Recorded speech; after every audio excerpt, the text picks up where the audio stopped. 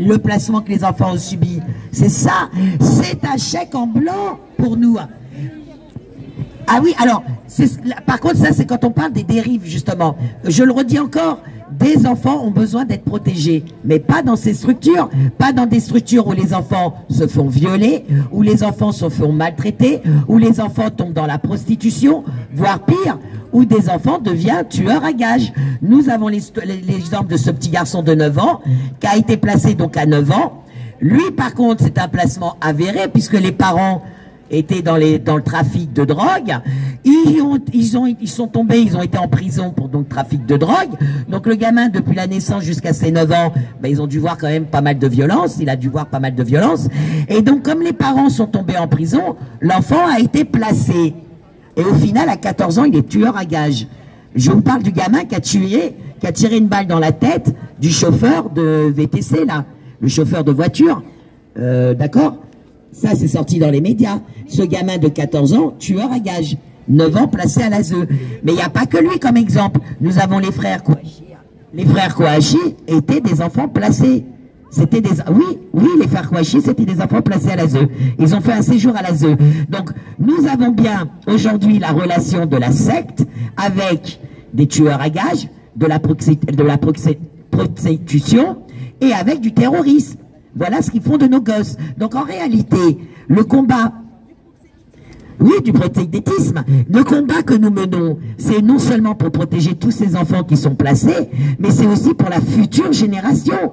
C'est surtout aussi pour ces futurs adultes qui vont nous coûter un pognon dingue. Il aime bien dire ça, le microbe premier. Moi aussi, je vais lui dire, bah oui, tous ces enfants qui sortent de l'ASE vont nous coûter un pognon dingue. Et je vais vous faire écouter, j'espère. Je sais que c'est pas leur faute, ils sont maltraités par l'institution. Je vais vous faire écouter. Alors, je vais d'abord redonner la parole à cette dame-là, parce qu'après, je vais vous faire écouter un audio de la ministre. Merci. Ah oui. Merci à la raclure première. Non, mais là tout de suite, parce que c'est sur ta vidéo. Mais là tout de suite, après tu vas... Alors, ouais, mais il faut que je trouve le lien, parce que c'est la ministre, écoutez bien, c'est la ministre de l'enfance, sur un plateau télé, parce que moi j'avais vu l'article, mais j'arrive plus à retrouver l'article. Ils ont dû me sucrer l'article, j'ai pas eu le temps de la mettre de côté. Mais cette ministre de l'enfance, putain, dit la même chose qui était marquée dans l'article. Je précise, quand j'en ai parlé, les gens voulaient pas me croire. Écoutez, dans l'article que j'ai lu, l'article que j'avais lu, mais là je vais vous faire écouter elle et vous allez comprendre.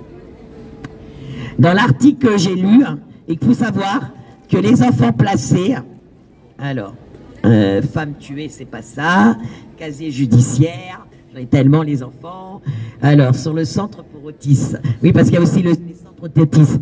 Alors, il faut savoir que nos gosses, qui est bien portant, se font violer à tire-larigot.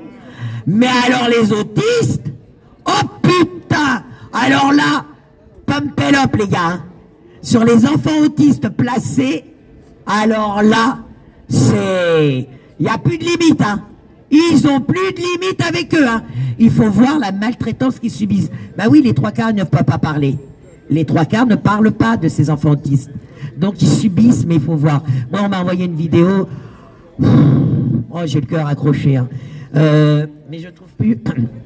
Alors attendez, je vais vous la trouver. Hein. Et Nadia, c'est vrai aussi qu'il y a des jeunes de 14-15 ans dans des hôtels, 10 000. Alors oui, ça aussi. Pourquoi nos jeunes tombent aussi dans la prostitution? Parce que justement, au lieu d'être placés dans des foyers, comme ils n'ont pas assez de place, puisqu'ils placent à tire-larigot, eh ben on les met dans les hôtels sociaux, ils appellent ça des hôtels sociaux, donc des hôtels, des vrais hôtels, d'accord? Et on les place là-dedans seuls. Donc vous avez des mineurs de 13 ans, 14 ans qui sont seuls dans ces hôtels. Vous pensez bien que les prédateurs, hein, les proxénètes, les prédateurs, ben, ils savent qu'il y a ces gosses-là. Et donc, ils vont les chercher dans ces hôtels parce qu'ils ne sont pas protégés. Il faut savoir aussi que des gamins tombent dans la prostitution, mais d'eux-mêmes. Pourquoi? Parce que dans les foyers, ils crèvent la dalle. Dans les foyers, ils n'ont rien à manger. D'accord? Donc, comme ils crèvent la dalle, ils ont besoin d'argent. En plus de ça, pour supporter ce qu'ils supportent, eh ben, ils se droguent. Donc, il faut acheter la drogue. Et pour finir, quand ils ont marre d'être dans un foyer où ils voient que de la maltraitance, où ils se font insulter à longueur de journée, bah ils fuguent. Et bah pour payer leur putain de chambre de la nuit, quand ils n'ont pas de dormir dehors, surtout l'hiver, bah ils se prostituent. Ils écartent les cuisses pour avoir la chambre. Voilà.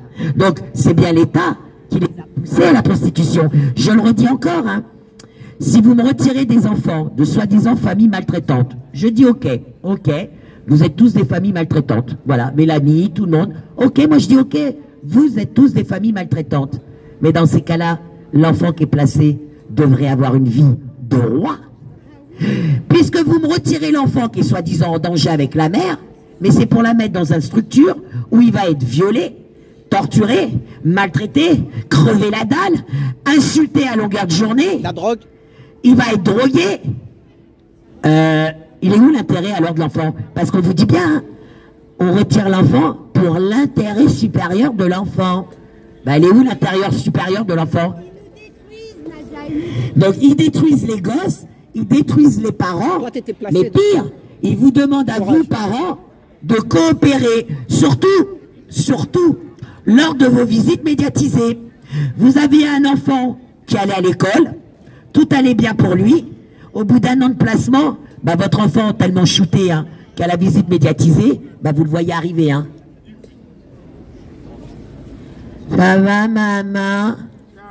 Voilà. Donc, la mère bien traitante, elle voit son gamin. Et attendez, quand c'est juste comme ça, quand il y a les croûtes sur la tête, les poux, tu les vois sauter comme ça, avec l'eczéma, bah oui, hein, par la détresse et tout, le corps rempli d'eczéma, sans compter que des fois, ils vous disent à la visite médiatisée, on m'a violé, il m'a fait mal. Bah la mère doit dire à son gosse, chérie, c'est pas grave, c'est des cours d'éducation sexuelle. Je peux rien dire, mon chéri, parce que si je montre mes nerfs, si je me mets à pleurer, et si je crie au scandale, bah c'est maman qui doit être internée, c'est maman qui a un problème. Vous voyez bien, on a eu raison de placer ses enfants. Vous voyez, madame, on a eu raison de placer vos enfants. Vous voyez bien que vous êtes hyper nerveuse, hein. Oh, vous avez besoin de repos, madame. Oh, vous avez besoin de vous faire soigner. Donc, la secte dit aux parents qui voient leurs gosses dépérir mois après mois de garder leurs nerfs. Oh, c'est pas en criant que vous allez les récupérer, hein. Oh, c'est pas en hurlant que vous allez arranger les choses. Et moi, tous ces gens qui me disent, c'est pas en hurlant qu'ils vont les récupérer. Je leur dis toujours, hein, nos gamins, dans la secte, se font sodomiser en silence. Encore heureux que nous, adultes, on ouvre notre gueule. Nos gamins se font sodomiser dans le silence. Ça va, on peut, nous, les adultes, ouvrir leur gueule pour dénoncer ça? Ou on doit aussi le faire en silence? D'accord? C'est une réalité. Elle est là. Vous ne voulez pas l'entendre. La secte ne veut pas l'entendre. Mais pourtant, elle est là, la réalité. Nos gosses se font sodomiser dans les foyers, dans les familles d'accueil. Et encore une fois, on a l'exemple avec Mélanie. Quand c'est une famille aimante, on les laisse pas leurs gosses. On les laisse pas les gosses. Ben non, il pourrait y avoir de l'affection et de l'amour. Et vous savez que quand vous chopez, par miracle, une de ces saloperies de référentes, quand vous leur demandez, mais pourquoi vous retirez les enfants dans les familles qui sont bienveillants? Vous savez ce qu'ils nous sortent? Ah, mais attendez, hein, les familles d'accueil sont pas là pour prendre le rôle du père ou de la mère. Ils sont pas là pour remplacer l'affection des parents. Mais espèce de salope, si tu me donnes pas mes droits pour voir mon gosse, si tu me donnes 1 heure par mois, où je développe l'affection avec mon gosse, où je développe les liens. Donc, toi la secte, t'es en train de me dire que tu m'accordes 1 heure par mois. Moi j'ai une maman, elle a 1 heure tous les 3 mois. Hein. Ça lui fait 3 visites dans l'année, depuis 5 ans. Non, 4 ans. 4 ans, cette maman, elle a 1 heure tous les 3 mois. À quel moment elle développe les liens affectifs avec son gosse? Ben bien sûr, la preuve elle est là. Non seulement ils font tout pour rompre. Je te dis, moi ton dossier, moi j'ai voulu, comme Mélanie m'a contacté en privé, je lui ai dit, Mélanie, j'ai besoin de toi. J'ai besoin de toi dans ton combat, j'ai besoin de toi dans ton dossier, parce que ton dossier représente tout ce qu'on dénonce. Ancienne enfant flassée, donc elle sait comment fonctionnent les foyers. Elle en a pris plein la gueule. La seule chose qu'elle n'a pas subi, c'est les viols. Grâce au Dieu. Parce qu'elle a son bagou, elle est carrée. Mais pareil, pour éviter les viols, elle vous le dit pas, parce qu'elle n'est pas là pour pleurer son... Mais elle a pris des coups dans la gueule. Ça, elle vous le dit pas. Mais pour éviter les viols, elle a pris des coups dans la gueule. Ok? Donc, ancien enfant placé. Mais qui c'est qui faisait ça? C'était qui ces gens-là? C'est l'éducateur qui a... Les Ah oui, éducateurs. il était payé. Il est payé par l'État. Ouais. Il était payé par l'État pour... Oui, pour maltraiter les gosses. Les éducateurs sont payés par l'État pour maltraiter. Alors, on m'a fait une réflexion et c'est vrai, j'avais oublié ça. La plupart des gens qui travaillent n'ont même pas le niveau du diplôme. Et je me dis, c'est normal, ils prennent des brels. Mais non, on m'a fait comprendre pourquoi, et c'est vrai. Vous savez pourquoi? Encore une fois, question de pognon. Si vous prenez un éducateur spécialisé, ben, il faut le payer au niveau de ses diplômes. Donc il va coûter trop cher au département. Et comme le département veut garder le pognon pour leur gueule, pour leur voiture, leur piscine, vous avez vu le dernier patron de, je sais plus là, je vais vous retrouver ça, il y a un directeur de département qui vient de se faire choper parce que l'argent du département, il se faisait pour ses frais à lui, hein. One pédop, hein. Restaurant, maîtresse, casino, week-end. Donc, comme les présidents de département ont besoin de l'argent pour le détourner, ils ne peuvent pas prendre des personnels qualifiés, parce qu'il faudra le payer à la hauteur. Tout comme les familles d'accueil. Pourquoi on prend des familles maltraitantes? Déjà, leur but, c'est de maltraiter les gosses. Donc, c'est sûr qu'ils vont pas prendre une famille bienveillante. Mais pourquoi les familles maltraitantes? Parce que pareil, on n'a pas besoin de les payer à la hauteur de qui devraient être payés. Et c'est pas eux qui vont venir se plaindre de ne pas être payés à la hauteur. Hein? C'est comme si le voleur va aller voir la police en disant hey, je suis pas d'accord, hein, j'ai voulu voler cette banque, hein, mais il y avait que 1000 € chez eux, hein, c'est pas normal, hein. Bah oui, le maltraitant va pas aller se plaindre, d'accord, qu'il n'est pas payé à la hauteur qu'il devrait avoir, parce que ce qu'il touche, ça lui suffit déjà.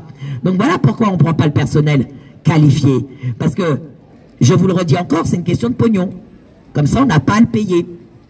Et l'article, et je vais vraiment vous retrouver ce témoignage de cette ministre, parce que l'article que je parlais, que tout le monde me dit, mais n'importe quoi, hein, et sur les réseaux quand j'en parle, elle est où ta source? Donc là, c'est la ministre même de l'enfance qui va vous balancer. Il faut savoir que les enfants qui ont été placés dès la pouponnière, je vous parle des enfants placés à l'ASE dès la pouponnière, il y a une étude, d'accord, scientifique qui l'a démontré. Alors je ne sais pas comment ils ont fait l'étude, mais il faut savoir que les enfants qui ont été placés ont, écoutez bien, hein, 20 ans d'expérience de vie en moins. C'est pas 1 an les amis, hein, c'est pas 2 ans, hein. 20 ans d'expérience de vie en moins pour les enfants placés. Donc vous voyez bien qu'ils ont un réel traumatisme du placement. Je le redis encore, hein, des enfants maltraités n'auront pas le même traumatisme que des enfants bienveillants, des enfants avec des parents bienveillants. Pour que les gens comprennent bien, nous prenons des enfants qui n'ont jamais connu de violence, la plupart, chez eux, qui n'ont jamais entendu d'insultes, qui n'ont jamais été tapés, et donc ces petits bouchons, on les traite comme des rois, hein, l'enfant roi. Ses parents traitent l'enfant roi. Moi je vois dans certaines maisons que j'ai été, des parents, mais il faut voir, ils peuvent ouvrir une boutique de jouets, ils peuvent, voyez ce que, et de fringues et tout ce qui va avec. Donc, des enfants rois, on les retire pour mettre dans une structure où là, ils vont entendre espèce d'enculé, un coup dans la gueule. Ils vont se faire comme Mélanie arracher ses boucles d'oreilles en or dans un foyer qu'elle a été placée. Elle s'est battue pour garder ses boucles d'oreilles. Ils allaient lui arracher de l'oreille, d'accord? Vous avez d'autres enfants qui la nuit voient des viols, et pas que les éducateurs, parce qu'on parle souvent des viols, des pédos, des éducateurs. Mais on oublie de parler des viols des mineurs eux-mêmes entre eux. Un gamin à 8 ans a été violé, une fois sur deux à 14, 15 ans, il reproduit ça sur le gamin qui a été placé, qui a lui 8 et 9 ans. Et ça, la justice ne les condamne pas, puisque nous, on a l'histoire d'une maman où sur les 4 violeurs de sa fille, un seul a été condamné, et encore, il n'a rien eu. Pire, ils ont replacé la gamine dans le centre avec les violeurs. Et écoutez ce qu'ils ont dit à la maman. Ouais, mais attendez, c'est des mineurs, hein, et eux aussi, ils ont des problèmes. Hein. Donc, comme ils ont des problèmes psychologiques, bah, ils peuvent rien faire. Donc, on le laisse avec les violeurs. Voilà. On laisse le gamin, la gamine, subir les viols de ces personnes-là, parce que tu comprends, c'est aussi des mineurs, et ils ont des problèmes psychologiques. Donc c'est ça aussi. C'est aussi pour ça qu'ils prennent des anciens placés. Ça aussi, effectivement, on le dénonce dans la mesure que il faut savoir que souvent dans les éducateurs, dans les centres foyers comme ça, ce sont des anciens on est au moins 6 à filmer, 6 personnes à filmer. Hein. Mais en vérité, tu sais pourquoi on prend les enfants de ces enfants-là? C'est double raison. Pourquoi nous prenons des anciens enfants placés pour devenir éducateurs? Pour deux raisons. Puisque moi, je l'ai entendu. Moi, j'ai essayé de voir les enfants, parce que vous savez, tous ces jeunes qui sont à la rue, adultes maintenant, qui sont à la rue, les 3/4 viennent des foyers. On nous jette à la rue à 18 ans, hein. Merci, au revoir. Hein. Ah voilà, tu voyez la preuve, il les jette à la rue 18 ans. Donc, 16 ans. elle a 16 ans. Donc, moi j'ai dit, il faut les approcher et faire des lives avec eux et déjà leur donner des directions. Parce qu'il faut savoir que tout enfant qui sort du foyer a droit à la caisse des dépôts, à la caisse des consignations et dépôts. Ils ont droit de récupérer leur petit pécule. Selon les nombres d'années, le pécule peut aller jusqu'à 20 000, 30 000 euros. Attention, hein, c'est pas rien quand même pour démarrer. Ça, aucun leur dit. Pire, quand on donne l'info, eux-mêmes, ils vont les voir et eux-mêmes, en face, les éducateurs disent « Ah non, c'est pas vrai, ça n'existe pas. » Alors qu'il y a, on devait l'imprimer et les distribuer. On ne l'a pas fait parce que de toute façon, pour l'instant, c'est... Voilà. Mais on va imprimer et on va faire toutes les maraudes, on va faire les maraudes, on va aller voir ces jeunes-là et on va donner toutes les consignes à faire pour aller déjà taper les plus de 145 millions. Il y a 145 millions dans la caisse des dépôts qui appartient à tous ces jeunes. Et moi, je sais pourquoi ils les donnent pas. Ils les donnent pas parce que j'en suis sûr que la caisse des dépôts, elle a été détournée. Mais ça, c'est pas leur problème aux jeunes. Donc déjà, on va pousser les jeunes à à faire leur demande de sous, qui leur revient. C'est leur droit, c'est leur dû, premièrement. Et tu sais pourquoi ils prennent les éducateurs, du moins pour faire des éducateurs des enfants, des anciens enfants placés? Parce que ces enfants-là ont été maltraités. Et ils n'ont rien dit. Donc pour eux, c'est normal que d'autres enfants se fassent maltraiter. Et ça, si je te dis ça, c'est parce qu'une fois, j'en ai parlé avec un enfant que j'ai chopé dans la rue, qui a reconnu qu'il était un enfant du foyer. Il a reconnu aussi les agressions. Il m'a dit, ouais, j'ai subi des agressions. Et là, j'ai dit, vous savez que, je lui ai dit, tu sais qu'on déclare des manifs. Nous, on a besoin de témoignages d'anciens enfants placés qui viennent témoigner des sévices qu'ils ont subis. Vous savez ce qu'il m'a dit, le gamin? Il m'a dit, j'en ai rien à foutre. Moi, on m'a laissé crever, bah, qu'il crève. Et c'est là que ça m'a fait titre. J'ai dit, ok, je comprends pourquoi on reprend des anciens enfants placés pour être éducateurs. Comme ils ont subi et que personne les a protégés, ils trouvent normal que les autres subissent. Parce que c'est ça la mentalité, c'est ça la nature humaine aussi. Hein. Elle n'est pas que jalouse et envieuse. La nature humaine veut que tu sois dans la merde. Si toi, tu es dans la merde, tant qu'à faire, tu préfères que ton voisin soit aussi dans la merde. Si lui a réussi, oh, ça te plaît pas. Et bien pareil pour question éducateur. L'enfant a subi des agressions, l'enfant a été maltraité, aujourd'hui il est adulte, il est éducateur. Fuck, pourquoi tu veux qu'il fasse du bien pour les autres gosses? Puisque, comme il a dit si bien, personne n'était là pour moi. Et donc ils reproduisent la même chose. Et c'est pour ça qu'ils prennent des anciens. Ou alors, il t'en prend un ou deux qui arrivent à le faire monter, comme des liesses Lufoc, anciens enfants placés, qui a subi viol, qui a écrit un bouquin, il y a même eu un livre sur sa gueule, et aujourd'hui te dit « Ah, heureusement la famille d'accueil m'a sauvé, c'est grâce à elle que j'ai fait des études, et aujourd'hui je travaille avec Taquet, du moins à l'époque, je travaille avec le ministre Taquet de l'enfance. » Et ça c'est pourquoi? C'est pour contrer tout ce qu'on balance là. Parce que les 3/4 en réalité sont à la rue. Mais eux ils nous mettent, comme la Goulet aussi, la ministre là, la Goulet, elle aussi, ancienne enfant placée, et on vous le met dans les ministères. Et là, on vous dit, bah non, vous voyez bien que les enfants placés, ils peuvent réussir dans la vie. Hein? Voilà, c'est ça la réalité. Il vous sort un ou deux du lot, et ça, on vous le vend comme une généralité. Non, non, la généralité, c'est tous ceux qui sont dans la rue. D'accord? Il faut avoir une bonne force de caractère pour sortir de ça, hein, je vous le dis. Hein. Donc, voilà. Et le pire, c'est que, moi, je vous le dis encore, ça aussi j'ai oublié. L'enfant, il y a eu des enfants qui ont été placés, surtout petits, hein. Oh, la mère l'envoyait pas tous les jours à l'école. Ok. Bon, apparemment, l'État veut que nos gosses deviennent tous des super étudiants. Comment ça? Les enfants placés sont déscolarisés? Comment ça? Les enfants en foyer, en famille d'accueil ne vont plus à l'école? Ah, Nadia, tes neurones vont prendre un coup, là. Attends, t'es en train de me dire que tu m'as retiré l'enfant à la mère parce qu'elle l'envoyait pas tous les jours à la maternelle pour au final que l'enfant ne soit plus scolarisé. Il n'y a pas un blême? Donc on devrait tous attaquer l'État parce que l'État met en danger nos gosses. D'accord? Pas que question de scolaire, mais sur tous les plans. On retire des enfants à des parents qui, soi-disant, mettent leurs gosses en danger pour les mettre dans des structures où ils sont 100 fois plus en danger. Voilà la logique française. Voilà la secte, comment elle fonctionne. Maintenant, je vais laisser la parole à la maman et en même temps, ça va me permettre de trouver le témoignage. À tout bientôt. Et on va faire à part, je vais la faire là. Alors attends, donne ton téléphone. Enfin, tout de suite. Voilà. Il y a notre amie Karina, merci de venir. Karina, tu étais avec les Patriotes, c'est ça? On a failli venir te rejoindre, hein? Parce que tu as vu qu'on nous a annulé à Opéra. Je fais quoi là?